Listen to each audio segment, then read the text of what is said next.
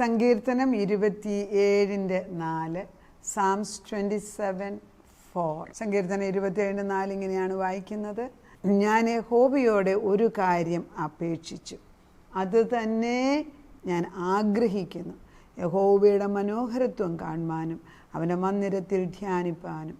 എൻ്റെ ആയുഷ്കാലമൊക്കെയും ഞാൻ യഹോവയുടെ ആലയത്തിൽ പാർക്കേണ്ടതിനും തന്നെ. ഒരു വളരെ വളരെ സിമ്പിളായിട്ടുള്ള ഒരു പ്രെയർ റിക്വസ്റ്റാണ് ചോദിക്കുന്നത്. നമുക്ക് യഹോവയോട് ഒന്നേ ചോദിക്കുന്നുള്ളൂ, എന്താണ്? ദൈവമേ, നിൻ്റെ ആ മനോഹരത്വം, ഈ ദൈവത്തിൻ്റെ ബ്യൂട്ടി അല്ലെങ്കിൽ ദൈവത്തിൻ്റെ മഹത്വം, ബ്യൂട്ടി, ദൈവത്തിൻ്റെ സ്വഭാവം, സാന്നിധ്യം. കാരണം എന്നെ സൃഷ്ടിച്ചത് ദൈവമാണല്ലോ. നമ്മളെ സൃഷ്ടിച്ചത് നമ്മൾ തന്നെയൊന്നും ഉണ്ടായതല്ല. ദൈവം ഈ ഉലകസ്ഥാപനത്തിന് മുൻപേ നമ്മളെ അവനിൽ കണ്ടു കഴിഞ്ഞതാണ്. നമ്മുടെ കൊച്ചുമക്കൾ നമ്മളിൽ കൂടെ ഉണ്ടാകുമെന്ന് ദൈവം നേരത്തെ കണ്ടവരാണ്. അല്ലെങ്കിൽ ചിലർക്ക് കല്യാണം കഴിച്ചിട്ട് മക്കളുണ്ടാകുന്നില്ല, പക്ഷെ ചിലർക്ക് 10ഉം 15ഉം ഉണ്ടാകുന്നുണ്ട്. കാരണം ദൈവം നേരത്തെ അത് പ്ലാൻ ചെയ്തതാണ്. അപ്പം ദൈവത്തിൻ്റെ ആത്മാവ് പറയുന്നത് നമ്മൾ അവൻ്റെ അടുക്കൽ വന്ന്, അതായത് നമ്മൾ മക്കളാണെന്നുള്ള ബോധത്തോടു കൂടി അവൻ്റെ അടുക്കൽ വന്ന് സന്തോഷിക്കാൻ ദൈവം ആഗ്രഹിക്കുകയാണ്. മനുഷ്യ മക്കളോടാണ് ദൈവത്തിൻ്റെ പ്രമോദം. സദൃശവാക്യത്തിൽ പറയുന്നുണ്ട്. അപ്പം ദൈവത്തിൻ്റെ സന്തോഷം നമ്മളാണ് എങ്കിൽ അവൻ്റെ അടുക്കലേക്ക് നമ്മൾ കടന്നു വന്നിട്ട് അവൻ്റെ മുഖത്തേക്ക് നോക്കുമ്പോൾ ഞാൻ ആരെന്ന് പഠിക്കുകയാണ് ചെയ്യുന്നത്. അല്ലാതെ വേറൊന്നുമല്ല. എൻ്റെ സൃഷ്ടാവല്ല, എൻ്റെ അപ്പനാകുന്ന പിതാവിൻ്റെ മുമ്പിലേക്ക് വന്ന് നിന്ന് അവനെ മാത്രം ഞാൻ നോക്കുമ്പോൾ എന്നിലാണ് മാറ്റം വരുന്നത്. ദൈവം കോൺസ്റ്റൻ്റ് ആണല്ലോ, കർത്താവിന് മാറ്റമല്ലോ, എനിക്ക് മാറ്റം വരികയാണ്. അപ്പോൾ ഈ എന്തിനാണ് മന്ദിരത്തിൽ ചെല്ലാൻ ആഗ്രഹം? ഇന്നലെയും പ്രാർത്ഥിച്ചല്ലേ, ഇന്ന് ഞാൻ പോകുന്നത്. ഓരോ ദിവസവും ദൈവസന്നിധിയിലേക്ക് നീ കടന്നു വരുന്തോറും അവൻ്റെ പ്രതിച്ഛായ നമ്മുടെ മുഖത്തേക്ക് വരികയാണ്. അതായത് ചന്ദ്രന് സ്വയമേ ഒരു പ്രകാശമില്ല. സൂര്യപ്രകാശം അതിന്മേൽ അടിക്കുമ്പോഴാണ്, അത് റിഫ്ലക്റ്റ് ചെയ്തിട്ടാണ് ചന്ദ്രൻ പ്രകാശം കാണിക്കുന്നത്. നമുക്ക് സ്വയമേ ഒരു പ്രകാശം ആദ്യകാലത്ത് ദൈവം തന്നിരുന്നു ഏദൻ തോട്ടത്തിൽ വെച്ച്. പക്ഷെ പാപം ചെയ്തോടെ നമ്മളിന്ന് മാറിപ്പോയി. പാപം ചെയ്തോടെ ദൈവ തേജസ് അല്ലെ ദൈവത്തിൻ്റെ സൗന്ദര്യമാണ് മാറിപ്പോയത്. അതിനെ തിരിച്ചു തരണമെങ്കിൽ യേശുക്രിസ്തു വരണം. അപ്പോൾ യേശുക്രിസ്തു വരുമ്പോൾ പരിശുദ്ധാത്മാവ്, വളരെ വ്യക്തമായിട്ടൊരു പോയിൻ്റാണ്, ക്രിസ്തു വരുമ്പോൾ പരിശുദ്ധാത്മാവിനെയാണ് തരുന്നത്. പരിശുദ്ധാത്മാവുള്ളവർക്ക് മാത്രമേ യേശു ദൈവമെന്ന് പറയാനൊക്കത്തുള്ളൂ, ദൈവപുത്രനെന്നും പറയാനൊക്കത്തുള്ളൂ. അപ്പോൾ ഈ പരിശുദ്ധാത്മാവില്ലാത്തവരോട് നമ്മൾ പറഞ്ഞിട്ട് ഒരു കാര്യമില്ല. അങ്ങനെ ഒരു 2 സെക്ഷൻ ഓഫ് പീപ്പിളുണ്ട്. ഒന്ന്, ദൈവത്തിൻ്റെ പരിശുദ്ധാത്മാവ് നിയോഗിച്ചിട്ട് അവർ ക്രിസ്തുവിനെ സ്വീകരിക്കുന്ന ഒരു ഗ്രൂപ്പുണ്ട്. ദൈവത്തിൻ്റെ നിയോഗത്തിന് വിളിക്കുന്ന എല്ലാവരും വിളിക്കുന്നുണ്ട്, വിളിച്ചിട്ട് കേൾക്കാതെ ഇരിക്കുന്ന ഒരു ഗ്രൂപ്പുണ്ട്. ദൈവം ആരെയും കണ്ടം ചെയ്യുകയല്ല. ദൈവം പറയുന്നത് the door is open for everybody, ആർക്ക് വേണേലും ഇതിലേക്ക് കയറി വരാം. അപ്പം എൻ്റെ ആഗ്രഹം നിങ്ങളെക്കുറിച്ചുള്ളത് എൻ്റെ മന്ദിരത്തിൽ ധ്യാനിപ്പാനും നിങ്ങളുടെ ആയുഷ്കാലം മുഴുവനും എൻ്റെ കൂടെ പാർക്കണമെന്ന്. അപ്പോൾ ആയുഷ്കാലം മുഴുവനും എൻ്റെ കൂടെ പാർക്കുക എന്ന് പറയുന്നത് ഇറ്റേണിറ്റിയാണ്. നിത്യമായ ജീവനെ തരുവാൻ ഞാൻ ആഗ്രഹിച്ചിട്ടാണ് നിങ്ങളെ ഇങ്ങോട്ട് വിട്ടത് എങ്കിൽ ആ നിത്യജീവൻ പ്രാപിപ്പാൻ എൻ്റെ പുത്രനെ തന്നിരിക്കുന്നത് നിങ്ങൾ യേശുവിനെ സ്വീകരിക്കുന്ന നിമിഷത്തിൽ നിത്യമായ ജീവനായിട്ടാണ് കണക്ട് ചെയ്യുന്നത്. പിന്നെ എനിക്ക് മരണമില്ല. നമ്മുടെ ശരീരം വെറും ഒരു പുറം വസ്ത്രം മാത്രമാണ്. ഈ ഇന്നർ ആത്മാവിന്, അകത്തെ മനുഷ്യനല്ല, അകത്തെ പുരുഷൻ, അകത്തെ അന്തരാത്മാവ് എന്നൊക്കെ പറയുന്നതിന് നിത്യമായ ജീവനാണ്. ആ നിത്യമായ ജീവനെ എനിക്ക് ലഭിച്ചത് ക്രിസ്തുവിൽ കൂടെയാണ്. കർത്താവ് പറയുന്നുണ്ടല്ലോ, ഞാൻ നിങ്ങളെ ഒരിക്കലും അനാഥരായിട്ട് വിടുന്നില്ല, ഞാൻ പോയാലോ ഞാൻ നിങ്ങൾക്ക് പരിശുദ്ധാത്മാവെന്ന കാര്യസ്ഥനെ തരും. എന്തിനാ? കാര്യസ്ഥൻ്റെ ജോലി എന്തുവാ? അവൻ എല്ലാ കാര്യവും ചെയ്യും. അവൻ എല്ലാ കാര്യവും ചെയ്യുന്നുണ്ട് എങ്കിൽ ആവശ്യമില്ലാത്ത പല ആക്ടിവിറ്റീസും നമ്മുടെ ജീവിതത്തിൽ നിന്ന് മാറ്റണം. മറ്റുള്ളവരുടെ പ്രീതി കെട്ടാൻ വേണ്ടി മാത്രം ഒത്തിരി നമ്മൾ ബിസിയാകുന്നത് ക്യാപ്റ്റിവിറ്റി ഓഫ് ആക്ടിവിറ്റി എന്നാണ് പറയുന്നത്. അത് മാറ്റിയേ നിർബന്ധമാണ് ദൈവത്തിന്. കാരണം എൻ്റെ ആലയത്തിൽ വന്ന് എൻ്റെ മുഖം കാണാതെ നീ എന്നാ കാണിക്കാനാണ് പോകുന്നത്? നമ്മൾ ചോദിക്കത്തില്ലേ? അപ്പോൾ നമ്മുടെ വീട്ടിൽ ഒത്തിരിയും ഒരു സാധനം ഉണ്ടാക്കി വെച്ചിട്ടുണ്ട്. നമ്മൾ വിചാരിക്കുക നമ്മൾ ഒത്തിരി ബിരിയാണി ഉണ്ടാക്കി വെച്ചിട്ടുണ്ട്. നമ്മളതെൻ്റെ വീട്ടിൽ നിന്ന് എടുത്തുകൊണ്ട് പോയെങ്കിലല്ലേ മറ്റുള്ളവർക്ക് കൊടുക്കാൻ. അത് ഞാനോ എൻ്റെ കൈകൊണ്ട് ഉണ്ടാക്കിയത് കൊടുക്കണമെങ്കിൽ വീട്ടിൽ നിന്ന് എടുത്തുകൊണ്ട് പോകണം, ആദ്യം വീട്ടിലത് ഉണ്ടാക്കണം. അതുപോലെ തന്നെ ദൈവസന്നിധിയിൽ കടന്നു വന്ന് ദൈവത്തിൻ്റെ മഹത്വത്തെ നേരിട്ട് കണ്ട് അനുഭവിച്ചിട്ട് വേണം നീ മറ്റുള്ളവർക്ക് കൊടുക്കാൻ. ഇന്നലെ ഞാൻ ഇരുന്നുകൊണ്ട് ഇന്ന് കൊടുക്കുന്നവനോ, ഇന്നലെ ഇരുന്നത് കൊണ്ട് ഇന്നലെ കൊടുത്തു തീർത്തു, ദാറ്റ് ഈസ് ഫിനിഷ്ഡ്. ഇന്നത്തെ കൃപ വേറെയാണ്. ഇന്ന് നീ എൻ്റെ മുമ്പിൽ വന്നിരിക്കണം. ദൈവത്തിന് നിർബന്ധമാണ്. എഴുന്നേൽക്കുമ്പോൾ തന്നെ ദൈവമേ ഞാൻ ഒന്നേ ആഗ്രഹിക്കുന്നുള്ളൂ, ഞാൻ നിൻ്റെ മനോഹരത്വം കാണുവാൻ. ദൈവത്തിൻ്റെ മനോഹരത്വം എന്ന് പറയുമ്പോൾ അത് അതിന് വിശേഷണമല്ല, അത് അനുഭവിച്ചറിയും തോറും ഇത് തീജ്വാല പോലെ കത്തി കത്തി കത്തി ഇങ്ങനെ പ്രകാശത്തിൽ നിന്ന് പ്രകാശത്തിലേക്ക് നട്ടുച്ചയ്ക്ക് കാണുന്ന സൂര്യനെ പോലെ ഇത് കത്തിക്കൊണ്ടിരിക്കുന്ന ഒരു ദൈവത്തെയാണ് നമ്മൾ കാണുന്നത്. ആ ദൈവത്തിൻ്റെ അടുക്കൽ ചെല്ലുമ്പോൾ ആ ദൈവം നിന്നിൽ സന്തോഷിച്ച് കഴിഞ്ഞാൽ, അതായത് ദൈവത്തിൻ്റെ പ്രീതി നിൻ്റെ മേൽ വീണാൽ സകല ഭാരങ്ങൾക്കും ഉത്തരമായി. ഇങ്ങോട്ട് ഫേവറിനെ കുറിച്ച് ഞാൻ കഴിഞ്ഞ ദിവസങ്ങളിലെല്ലാം പറഞ്ഞത്, ആനുകൂല്യം. ഭർത്താവിൻ്റെ മുഖത്തേക്ക് ചുമ്മാ. എൻ്റെ റിലേഷൻ ഒരാളുണ്ടായിരുന്നു, ഞാൻ എപ്പോഴും അവളെക്കുറിച്ച്, ഞങ്ങൾ തമ്മിൽ ഒത്തിരി ഫ്രണ്ട്സ്, ഒത്തിരി അടുപ്പമുണ്ടായിരുന്നു. പക്ഷെ അവൾക്ക് ജീവിതത്തിൽ ഒത്തിരി കഷ്ടങ്ങൾ വന്നിട്ടുണ്ട്. നമ്മൾക്ക് സഹായിക്കുന്നതിന് പരിമിതിയുണ്ട്. പക്ഷേ അവളുടെ ജീവിതത്തിൽ ഞാൻ നോട്ട് ചെയ്തത്, മിക്ക പള്ളികളിലും പോയി അവിടെ ഇരുന്ന് പ്രാർത്ഥിക്കാൻ അവൾ പോകും. ഞാൻ ചെയ്യുന്നത് എന്തിനാണ് വന്നത്, അവിടെ അമ്മായിപ്പൻ വിടത്തില്ല, അവിടെ ഹസ്ബൻഡ് മരിച്ചുപോയി. എന്നാലും പുള്ളിയോട് പെർമിഷൻ വാങ്ങിച്ചിട്ട് പല പള്ളികളിലും പോയി പ്രാർത്ഥിക്കാനിരിക്കുന്നത് ഞാൻ കണ്ടിട്ടുണ്ട്. അത് കഴിഞ്ഞിട്ട് എൻ്റെയും വന്ന് കണ്ടേച്ച് പോകാറുണ്ട് വല്ലപ്പോഴും ഒക്കെ. ഞാൻ ചോദിക്കും നീ എവിടെ പോയി എന്ന് പറയുമ്പോൾ ഓരോ പള്ളികളിൽ പോയി അവിടെ ഇരുന്ന് പ്രാർത്ഥിക്കും.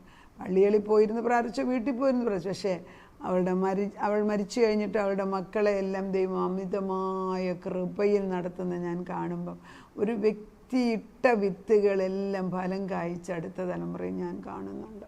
ഒരു വ്യക്തി ഇട്ട വിത്തുകൾ, നമ്മളിടുന്ന വിത്തുകൾ, നമ്മൾ വിത്തുകൾ വെള്ളത്തിന്മേൽ എറിയുകയാണ്. നിൻ്റെ അപ്പത്തെ ഏറിയ വെള്ളത്തിന്മേൽ നീ എറിയുകയാണ്. നിൻ്റെ വിത്തുകൾ വയലിലേക്ക് നീ എറിയുകയാണ്. ഇത് ജീവിക്കുന്ന വിത്തുകളാണ്, ഇത് ജീവനുള്ള വിത്ത്. അങ്ങനെ നമ്മൾ ചെയ്യുന്നു എങ്കിൽ ദൈവം നമ്മുടെ അടുക്കിലേക്ക് ഓടി വന്ന് നമ്മളെ സഹായിക്കും. ഈ 122 പറയുന്നുണ്ട്, യഹോവയുടെ ആലയത്തിലേക്ക് നമുക്ക് പോകാമെന്ന് അവർ എന്നോട് പറഞ്ഞപ്പം ഞാൻ സന്തോഷിച്ചു. എങ്ങോട്ട് പോകണമെന്നാണ് പറയുന്നത്? അവൻ്റെ ആലയത്തിലേക്ക് ചെല്ലാൻ തക്കവണ്ണം ദൈവം നമ്മളെ വിളിക്കുകയാണ്. ആ വിളിക്ക് കേട്ടിട്ട് കർത്താവിൻ്റെ മനോഹരത്വം കാണാൻ ആ പ്രദേശം വിശുദ്ധമായിട്ട് സൂക്ഷിക്കുന്നിടത്ത് നമ്മുടെ സാന്നിധ്യമുണ്ടെങ്കിൽ അവിടെ അതിശയങ്ങളും ദൈവകൃപയും കൊണ്ട് നിറയ്ക്കും. നമുക്കത് തേജസ്സായിട്ട് മാറുകയാണ്. ഞാൻ കണ്ട വ്യക്തിയുടെ തേജസ്സല്ലേ എനിക്ക് കാണിക്കാൻ സാധിക്കത്തുള്ളൂ. അത് ഈ വിളിയുള്ളവർ പറയില്ല. നമ്മൾ പല ജോലികൾ ചെയ്യുമെങ്കിലും നമുക്കൊരു വിളി മേളിൽ നിന്നുണ്ടെങ്കിൽ അതിന്ന് ഒത്തിരി നാൾ എസ്കേപ്പ് ചെയ്യാനൊക്കത്തില്ല. ദൈവം ഒരു മുഖാന്തരം ഉണ്ടാക്കും. കർത്താവ് നമ്മളെ വിളിച്ചു മാറ്റുക തന്നെ ചെയ്യും. സങ്കീർത്തനം 100 ഇങ്ങനെയാണ് പറയുന്നത്, സകല ഭൂവാസികളുമായുള്ളവരെ യഹോവയ്ക്ക് ആർപ്പിടുവിൻ. എല്ലാ ജനതയും വിളിക്കുന്നെന്ന് ഞാൻ പറഞ്ഞതാണ്, ഒരാളെ തന്നെയല്ല, എന്നെ മാറ്റി നിർത്തിയില്ല. You are also call. സകല ഭൂവാസികളുമായുള്ളവരെ യഹോവയ്ക്ക് ആർപ്പിടുവിൻ, സന്തോഷത്തോടെ യഹോവയെ സേവിപ്പിൻ, സംഗീതത്തോടെ അവൻ്റെ സന്നിധിയിൽ വരുവീൻ. അവൻ്റെ ആലയത്തിൽ വന്നാൽ തീർത്തും നമുക്ക് മറുപടി കിട്ടും. ദൈവത്തിൻ്റെ ആലയമെന്ന് പറയുന്നത് ദൈവം വസിക്കുന്നിടമാണ്. ഇത് നമ്മൾ പഴയ നിയമത്തിൽ എഴുതി വെച്ചിരിക്കുന്ന ആലയത്തെക്കുറിച്ച് പറയുന്നെങ്കിലും പുതിയ നിയമമായപ്പോൾ നമ്മുടെ ശരീരമാണ് ദൈവത്തിൻ്റെ ആലയം. ഇത് എൻ്റെ ഹൃദയം ദൈവത്തിൻ്റെ തോട്ടം. ഈ തോട്ടത്തിനകത്തെ മുന്തിരി ദൈവം തമ്പുരാനാണ്, പുത്രനായ യേശു ക്രിസ്തു. തോട്ടത്തിൻ്റെ ഉടമസ്ഥൻ പിതാവാം ദൈവം. ഈ മുന്തിരി വള്ളികളാകുന്ന നമ്മളെ ഓരോരുത്തരെയും ക്രിസ്തുവാകുന്ന മുന്തിരിയിൽ ചേർത്ത് വെച്ചിരിക്കുന്നതാണ്. അതുകൊണ്ടാണ് പണ്ടൊക്കെ നമുക്ക് വചനം വായിക്കാൻ സമയം ഒത്തിരി എടുത്ത പോലെ തോന്നിക്കും. പക്ഷേ ഇപ്പം വചനം തന്നെ വായിക്കുന്നത് ദേ become the food for the spirit. നമ്മുടെ ആത്മാവിൻ്റെ ഭക്ഷണമാണ് തിരുവചനം. കർത്താവ് നമ്മളോട് ആഗ്രഹിക്കുന്നത് ദൈവസന്നിധിയിൽ നീ വന്നിരുന്നിട്ട് കർത്താവിൻ്റെ സന്നിധിയിൽ ഇരിക്കുമ്പോൾ അവിടെ നിനക്ക് സന്തോഷം കിട്ടും. അത് ചെറിയ സന്തോഷമല്ല, നിത്യമായ സന്തോഷം കിട്ടും. നിനക്ക് ദൈവത്തിൻ്റെ ഉപദേശം അല്ലെങ്കിൽ വിസ്ഡം അല്ലെങ്കിൽ ദൈവത്തിൻ്റെ കൗൺസിലിംഗ് നിനക്ക് കിട്ടും. ദൈവത്തിൻ്റെ സമാധാനം, ദിവ്യമായ സമാധാനം. ഈ സമാധാനം എന്ന് പറയുന്നത് ഈ ലോകത്തിൽ ഈ കാലയളവിൽ ഏറ്റവും കൂടുതൽ ആവശ്യമുള്ളത് സമാധാനമാണ്. പലപ്പോഴും ദൈവം എന്നെക്കൊണ്ട് ചില പ്രെയർ റിക്വസ്റ്റിന് ഉത്തരം കൊടുക്കുമ്പോൾ ഞാൻ തിരിച്ചു തരുന്നു, സമാധാനം സമാധാനം സമാധാനം. അതാണ് നമുക്ക് ആവശ്യം. അത് 3 പ്രാവശ്യം പറയുമ്പോൾ ഒരെണ്ണമെങ്കിലും കൊള്ളാതിരിക്കത്തില്ല. ദൈവത്തിൻ്റെ സമാധാനം ഇല്ലാത്തത് കൊണ്ടാണ് മനുഷ്യർ ദൈവത്തിൽ നിന്ന് മാറിയിട്ട് തിന്മയിലേക്ക് പോകുന്നത്. ഈ സമാധാനത്തിൻ്റെ ഉറവിടമാവുന്ന ദൈവത്തെക്കുറിച്ച് വേദപുസ്തകത്തിൽ പറയുന്നത്, സകല ബുദ്ധിയെയും കവിയുന്ന ദിവ്യ സമാധാനം ക്രിസ്തുവേശുവിൽ നമുക്ക് തരുന്നു എന്ന്. അപ്പോൾ ക്രിസ്തുവേശുവാണ് കാണുന്ന സമാധാനം. ഒരു വ്യക്തിയാകുന്ന ദൈവത്തെ എത്രമാത്രം നമ്മൾ ഉൾക്കൊള്ളുന്നുവോ അത്രമാത്രമേ നമുക്ക് മറ്റുള്ളവർക്ക് കൊടുക്കാനും. അപ്പോൾ സമാധാനം എവിടെയുണ്ടെന്ന് ചോദിച്ചാൽ നമ്മുടെ ഹൃദയത്തിൽ കൊണ്ടുവരാൻ നമ്മൾ ആഗ്രഹിക്കുകയാണ്. ഞാൻ കഴിഞ്ഞ ദിവസം പള്ളിയിൽ ചെന്നപ്പോൾ ഒരാൾ വചനം പറഞ്ഞാണ്. അപ്പോൾ എനിക്ക് അവരുടെ ഒത്തിരി ഭാരത്തിൽ കൂടെ പോകുന്നൊരു വ്യക്തിയാണ്. അവരിത് പറഞ്ഞപ്പോൾ എൻ്റെ ഹൃദയത്തിൽ അത് ടച്ച് ചെയ്തു. കർത്താവ് പറയുന്നത് ഏതൊരു പ്രശ്നത്തിനും ഒരു പരിഹാരമുണ്ട്. അപ്പോൾ അന്ന് ആ വചനം പറഞ്ഞു കഴിഞ്ഞപ്പോൾ മകൾ ഇതാണ് പറഞ്ഞത്, ഒരു മഴയും, ഇതൊരച്ഛൻ പറഞ്ഞ സാജനച്ഛൻ ഞാൻ പറഞ്ഞ ഒരാൾ ജീവിതത്തിൽ എഴുതിയിരിക്കുന്ന നല്ലൊരു പാട്ട്. പക്ഷെ അതിനർത്ഥം, ഒരു മഴയും തോരാതിരുന്നിട്ടില്ല, ഒരു കാറ്റും അടങ്ങാതിരുന്നിട്ടില്ല. എന്ത്, രാത്രി കഴിഞ്ഞാൽ ഒരു പകലുണ്ട്, ഒരു ഇരുള് കഴിയുമ്പോൾ ഒരു പ്രകാശമുണ്ട്. ജീവിതത്തിൽ ഒരു കോയിന് 2 സൈഡുണ്ട്.